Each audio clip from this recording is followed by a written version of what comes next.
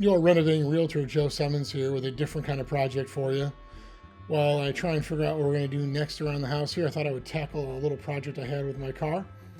Wanted to add these louvers to the side rear windows. The first step in this project was to make sure the windows were cleaned. So of course that meant I had to clean the entire car, which anyone that knows me know that's not a big deal. With the car clean, it was time to prep the area for installation. Did a little dry fit here. You mark up where the leading edge is with this grease pen that they gave you. Then you rub down the windows with alcohol to make sure, again, that there's still any dirt on there. Found out from a guy at Ford that made sure that, yeah, you don't want any dirt on there, otherwise it's not going to adhere. They had these blackout pieces part of the kit, which was helpful.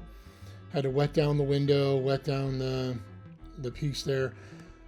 As you'll see later, the back of the louvers were white, which was, I was trying to figure out how that was going to look from the inside of the car. Well, these guys did the trick. See, there you go. It's a little, I don't know, a little unsightly to me.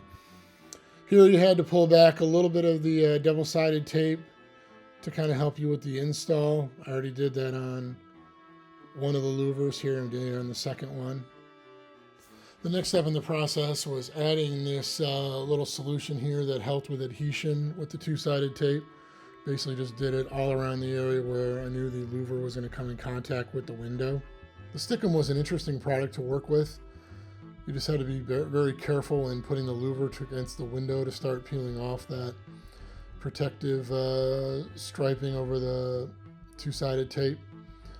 Did make it a little challenging once you put that louver on there. It was almost where that's where that thing was going to go. But again, luckily these things pretty much fit right over the window, so it was just a matter of popping on there and peeling back the strips. I got the matte black version. There is a version of this product that has the body color of your car. I don't know, I like this one a lot better. It goes well with the trim. Almost looks like it should have been on the car the whole time. Fun fact about this product, you could not wash the car 24 hours after installation, which made sense to me.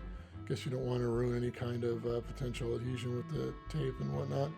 But you also couldn't drive it above 25 miles per hour for 24 hours, which I thought was interesting. So it remained in the garage until I was ready to take it out again.